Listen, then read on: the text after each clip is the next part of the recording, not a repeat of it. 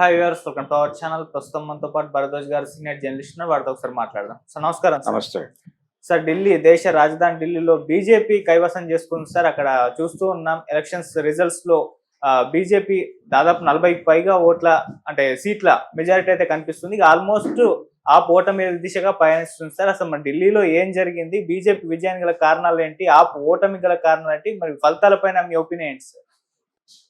కేజ్రీవాల్ కూడా ఓటమి దిశగా వెళ్ళిపోయాడు అనేది ఇప్పుడు లేటెస్ట్ న్యూస్. అంటే ప్రధానమైనటువంటి చర్చ ఎక్కడ జరుగుతుందంటే డబుల్ ఇంజిన్ సర్కార్ అనేది వర్కౌట్ అయింది బీజేపీకి అనేది ఒక మాట వినిపిస్తోంది. రెండోది, ఈ అభిప్రాయానికి బలం చేకూర్చిన వాడు కూడా కేజ్రీవాలే అనేది ఒక అభిప్రాయం. కేజ్రీవాల్ ఏమన్నాడంటే, నేను ఏ పని చేయాలన్నా కేంద్రం అడ్డుకుంటోంది, నన్ను కట్టడి చేస్తోంది, కంట్రోల్లో పెడుతోంది, అసలు చిన్న అంటే ఒక లోకల్ అధికారిని ట్రాన్స్ఫర్ చేయడానికి కూడా నాకు అవకాశం లేకుండా చేస్తున్నారు, నా చేతులు కాళ్ళు కట్టేసి నేను ఏదైతే మీకు సేవ చేయాలనుకున్నానో అది చేయనివ్వకుండా చేస్తున్నారు అని ఆయన ఎన్నికల సందర్భంగా ఇచ్చినటువంటి అన్ని ఉపన్యాసాల్లోనూ దీన్ని ప్రధానాంశంగా మాట్లాడాడు. వాళ్ళు చేస్తున్నటువంటి డబుల్ ఇంజిన్ సర్కార్ అనేటువంటి ప్రచారానికి ఈయన నన్ను కట్టడి చేస్తున్నారు అనే ప్రచారం జోడై ఓటర్స్లో ఎందుకు ఇతన్ని ఎన్నుకుని మనం ఇబ్బంది పడటం, వాళ్ళు చెప్పినట్టుగా డబుల్ ఇంజిన్ సర్కార్కి వెళ్ళిపోతే మనకి కొన్ని పనులు అవుతాయి కదా అనేది, ముఖ్యంగా యమునా నది ప్రక్షాళనలు, అలాగే మంచినీటి సమస్య, ఇలాంటివి కొన్ని కీలకమైన గొడవలు ఉన్నాయి అక్కడ.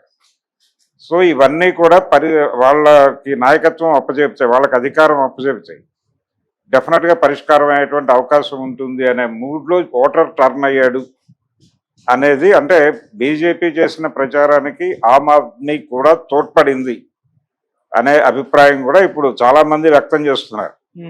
ఇది ఓటమికి కారణమా? దీనికంటే ముందే ఇది అసలు డిజైన్డ్ గెలుపు అనేటువంటిది నా అభిప్రాయం.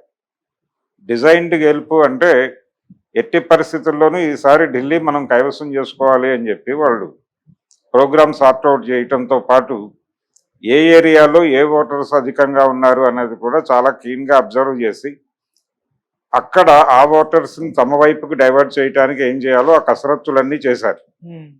ఈ ఎలక్షనీరింగ్ అనేది బాగా వర్కౌట్ అయింది బీజేపీకి. దాంతోపాటు కేజ్రీవాల్ అరెస్టు ఉపయోగపడుతుందేమో, సింపతి ఓటు గెయిన్ అవుతుందేమో అని అనుకున్నారు. ప్రభుత్వ వ్యతిరేక ఓటు బలంగా ఉన్నప్పుడు చంద్రబాబును అరెస్ట్ చేస్తే అది ఫలితం కనిపించింది. ఇక్కడ ఆయన ప్రభుత్వంలో ఉన్నాడు కేజ్రీవాల్, అంటే అన్ని అరెస్టులు ఉపయోగపడవు. అరెస్ట్ అయ్యాను కాబట్టి తిరిగి గెలుస్తాను అనేది భ్రమ. ఈయన ప్రభుత్వంలో ఉన్నాడు, ఈయన మీద ఆల్రెడీ వ్యతిరేక ఓటు పోగుబడి ఉంది. ఆ పోగుబడినటువంటి ఓటు ఈ సింపతితో పక్కకు జరుగుతుంది అనుకున్నారు వాళ్ళు, ఆప్ వాళ్ళు. అది జరగలేదు. అది జరగకపోవడానికి కారణం ఏంటంటే, ఏ అవినీతికి వ్యతిరేకంగా అయితే ఆమ్ ఆద్మీ పార్టీ ఏర్పడిందో అదే అవినీతి మరక అంటించి దాన్ని జైలుకు పంపించడం జరిగింది. ఇది చాలా సక్సెస్ఫుల్గా స్కీమ్ చేశారు బీజేపీ వాళ్ళు. ఈ స్కీమింగ్లో భాగంగా వాళ్ళకి ఈ అరెస్టు తాలూకా సింపతి దక్కలేదు. దక్కకపోవడం పైగా ఇద్దరి మీద, ఇప్పుడు కేజ్రీవాల్ ఒకడే కాదు, కేజ్రీవాల్ తర్వాత ముఖ్యమంత్రిగా వ్యవహరించినటువంటి వాళ్ళు కూడా దెబ్బతిన్నారు ఈ ఎన్నికల్లో. ఇది ప్రధానంగా గమనించాల్సినటువంటి విషయం. ఇందులో యాంత్రిక తాంత్రికత రెండింటినీ ఉపయోగించారు. కేవలం తాంత్రికత మాత్రమే కాదు, విస్పరింగ్ క్యాంపెయిన్ చాలా బలంగా చేసింది బీజేపీ. విస్పరింగ్ క్యాంపెయిన్ అంటే గుసగుసల ప్రచారం, ప్రతి చెవిన ప్రతి మెదడులోకి ఆమ్ ఆద్మీ పార్టీ బయటకి చెప్తోంది వేరు, లోపల చేస్తోంది వేరు, వాళ్ళ అవినీతి పరులు అనే విషయాన్ని బాగా ఇంజెక్ట్ చేయగలిగింది. దాంతోపాటు మీ రోజువారీ సమస్యల పరిష్కారానికి డబుల్ ఇంజన్ సర్కార్ అయితే మాత్రమే పరిష్కారాలు దొరుకుతాయి తప్ప మీరు ఇక్కడొక ప్రభుత్వాన్ని అక్కడొక ప్రభుత్వాన్ని ఉంటే కుదరదు. అంటే వీళ్ళ నినాదం ఒకటి ఉంది ఆల్రెడీ, ఒకే దేశం ఒకే ఎన్నిక అనే నినాదం. మరి దాని కొనసాగింపు భాగంగా ఒకే దేశం ఒకే పార్టీ అనే వైపుగా కూడా లాక్కెళ్ళిపోతున్నారు. ఈ లాక్కెళ్ళిపోయేటువంటి ప్రయత్నం చాలా చోట్ల చాలా బలంగా చేస్తోంది భారతీయ జనతా పార్టీ. అందులో భాగంగానే కాంగ్రెస్ పార్టీకి గత ఎన్నికల కంటే కొంచెం ఓటు పెరిగింది, కానీ ఓట్ పర్సంటేజ్ పెరిగింది కానీ వాళ్ళు ఇప్పటి వరకు ఎక్కడా కూడా ఖాతా ఓపెన్ చేయలేదు. గెలిచే అవకాశాలు పెద్దగా కనిపించట్లేదు. మాక్సిమం 1-2. నిజానికి వాళ్ళు ఢిల్లీని పరిపాలించినటువంటి పార్టీ అది. షీలా దీక్షిత్ గారు సుదీర్ఘకాలం ముఖ్యమంత్రిగా వ్యవహరించినటువంటి ప్రాంతంలో వీళ్ళు కనీసం ఒక సీటు కూడా గెలుచుకోవడానికి ఇబ్బంది పడుతున్నటువంటి పరిస్థితి చూస్తున్నాం. ఇది నిజంగా కాంగ్రెస్ వైఫల్యమా లేకపోతే ఈ డిజైన్లో భాగంగా కాంగ్రెస్ని పక్కకు తొక్కారా అనేది ఒకటి చూడాలి. కేజ్రీవాల్ కొంతవరకు తన ప్రాభవాన్ని నిలబెట్టుకునే ప్రయత్నం చేశాడు. ప్రస్తుతానికైతే 22 దాటారు. 22 దాటారు. మొత్తం 70లో 39 వస్తే సరిపోతుంది. 36 వచ్చినా చాలు. BJP already 40 దాటేసింది. సో వాళ్ళు దాదాపు ప్రభుత్వాన్ని ఏర్పాటు చేయటానికి అర్హమైనటువంటి మెజారిటీ అయితే సాధించేశారు. కేజ్రీవాల్ కష్టం. అంటే దాదాపు ఇంకా సగం గెలవాలి. అన్ని సీట్లు లేవు అక్కడ. కాబట్టి కేజ్రీవాల్ ఎట్టి పరిస్థితుల్లోనూ అంటే ఆమ్ ఆద్మీ పార్టీ ప్రభుత్వాన్ని ఏర్పాటు చేసే పరిస్థితి అయితే ఇప్పటికి లేదు. అయిపోయింది. దీని నుంచి ఢిల్లీ ఎలక్షన్ తర్వాత జరగబోయే పరిణామాలు ఏంటంటే ఆమ్ ఆద్మీ పార్టీని చంపేస్తుంది బీజేపీ అనే ప్రచారం ఒకటి జరుగుతోంది. చాలా ఛానల్స్లో చాలా మంది విశ్లేషకులు అది మాట్లాడుతున్నారు. కానీ బీజేపీ ఎట్టి పరిస్థితుల్లోనూ ఆ పని చేయొచ్చు. ఆమ్ ఆద్మీ పార్టీని అలా ఉంచి కంట్రోల్లో ఉంచుకుని అది దాన్ని రాజకీయ క్రీడలో ఎక్కడ అవసరమో అక్కడ వాడుతూ ప్రధాన ప్రత్యర్థిని పూర్తి స్థాయిలో పక్కకి గెంటేయటానికి, ఆటలో నుంచి కాంగ్రెస్ పార్టీని పక్కకి గెంటడానికి అవసరమైనటువంటి శక్తులన్నింటినీ తన వెనక తన కంట్రోల్లో పెట్టుకునేటువంటి ఒక రాజకీయ క్రీడ ఆడుతోంది బీజేపీ. అందులో భాగంగా ఆమ్ ఆద్మీ పార్టీని తన కంట్రోల్లోకి తీసుకునేటువంటి ప్రయత్నం మొదలవుతుంది. ఇది ముందు నుంచి అనుకుంటున్నది. ఢిల్లీ ఎన్నికలని ఆషామాషిగా తీసుకోదు కేంద్ర ప్రభుత్వం. చాలా కాన్షియస్గా సీరియస్గా ఉన్నారు. పర్టికులర్గా ముస్లిం ఓటర్లు పాపులేషన్ బాగా ఉన్నటువంటి నియోజకవర్గాలు 6-7 ఉన్నాయి అక్కడ.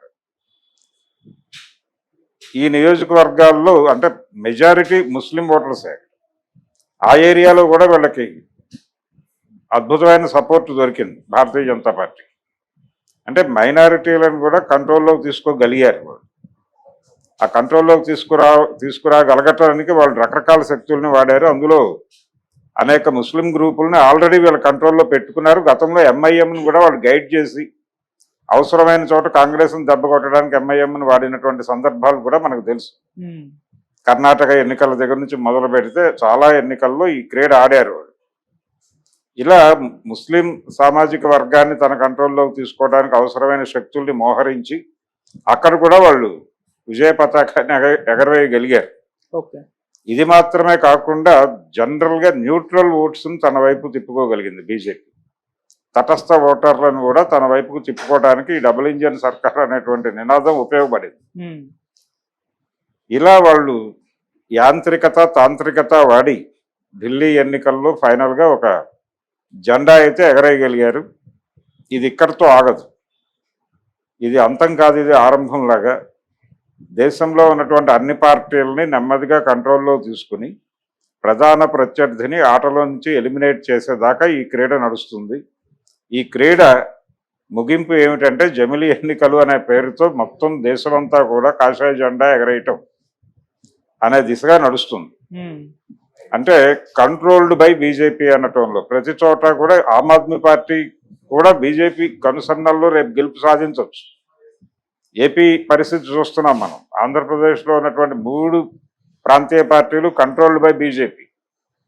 అది జనసేన కావచ్చు, వైసీపీ కావచ్చు, తెలుగుదేశం కావచ్చు. తెలుగుదేశం పార్టీ ఎక్కడ తోక జాడిస్తుందో, తోక జాడించేటువంటి లక్షణం ఆ పార్టీకి ఉంది. దానికి కొంత సొంత బేస్ ఉంది కాబట్టి దాన్ని ఇంకొంచెం ఎక్కువ కాన్షియస్నెస్తో కంట్రోల్ చేసే ప్రయత్నం చేస్తోంది. ఇలా చాలా చోట్ల జరుగుతోంది అదే. ఎక్కడ ఏ పార్టీని ఏ కౌంటర్ని మూసేయమని చెప్పరో వాళ్ళు కంట్రోల్లోకి తీసుకుంటారు తప్ప. ఇప్పుడు ఆమ్ ఆద్మీ పార్టీ తేల్చుకోవాల్సిన పరిస్థితిలోకి వచ్చింది. ఈ అవినీతి మరక అంటించటంలోనూ దాన్ని మిడిల్ క్లాస్లోకి విస్తృతంగా తీసుకెళ్ళగలగటంలోనూ వాళ్ళకి రకరకాల శక్తులు తోడ్పడ్డాయి. అన్నా హజారేతో సహా. అన్నా హజారే మాట్లాడిన మాటల ప్రభావం కూడా ఓటర్ మీద కనిపించింది. అంటే ఆ పాదులో నుంచి మొలకెత్తిన మొక్క ఇది. ఈ మొక్క మీద ఆయన క్రిటిసిజం పెట్టడం అనేది కూడా దాని ప్రభావం చూపించింది ఓటర్.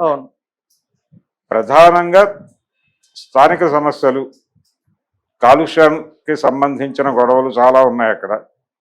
ఇవన్నీ కలిసి రెండోది నోయిడా లాంటి ప్రాంతాలు, వీటికి ఇక్కడ పారిశ్రామిక కేంద్రాలు, పారిశ్రామిక ప్రాంతాలలో సరైనటువంటి పరిపాలన లేదు అనే అభిప్రాయం కూడా బలంగా ఆప్కి దెబ్బకొట్టినటువంటి పరిస్థితి. కాకపోతే కింది స్థాయి ఓటర్లు అంటే కార్మికులు, అలాగే స్లమ్స్లో ఓటర్లు కొంత మేరకు ఆప్కి ఓటేశారు. కానీ వాళ్ళు ఎక్స్పెక్ట్ చేసినటువంటి రేంజ్లో అక్కడి నుంచి ఓట్లు రాకపోవటం కనిపిస్తోంది విజిబుల్గానే. అంటే ఆమ్ ఆద్మీ పార్టీకి ఎక్కడెక్కడైతే బలం ఉందో ఆ బలం ఉన్న ప్రతి చోట కూడా వీళ్ళు బలంగా మోహరించి కనిపించని ప్రచారం చాలా చేశారు. అంటే డోర్ టు డోర్ క్యాంపెయిన్ అనేది చాలా బలంగా చేయగలిగింది బీజేపీ ఆమ్ ఆద్మీతో పోలిస్తే.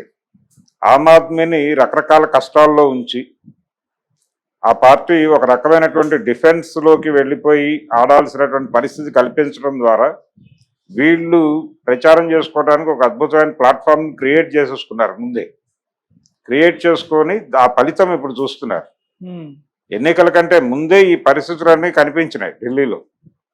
అందుకని ఎట్టి పరిస్థితుల్లోనూ ఎటు తిరిగి ఎటు వెళ్ళినా కానీ జెండా కాషాయం ఎగరేసే ఛాన్సెస్ ఉన్నాయి ఢిల్లీ పీఠం మీద అనేది బలంగా కనిపించింది.